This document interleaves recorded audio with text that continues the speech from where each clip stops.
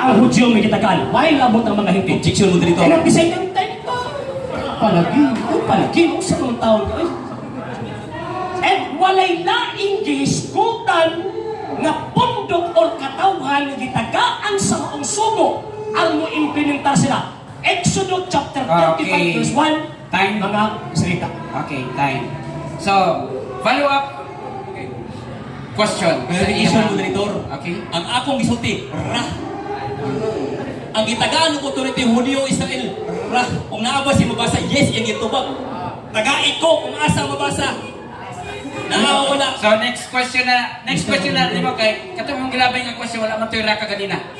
Pero iyang i-modify yung question nga ra. Tungagan ni og ra. Ako nang itubag, Mr. Moderator.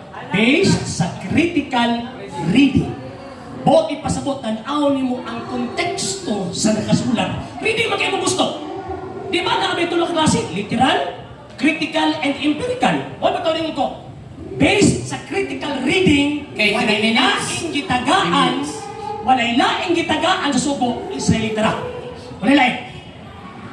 Okay. Gawin mo na po, moderator. Kaya niingon lagi siya kaina nga naay mabasa. Litra nga Ra. Hulyo, hintil. Asa lagi mabasa. Kaya naamang kaha.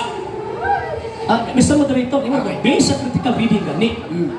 Nga rabi kayo man ang iskutan, Israel man. Basahin lang ba? Basahin lang. Naay mabasa, Ra.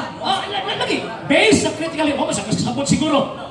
Di ba? Ang iyang gusto nga matubag nimo kanibang naay ra, babasa po na sa Biblia.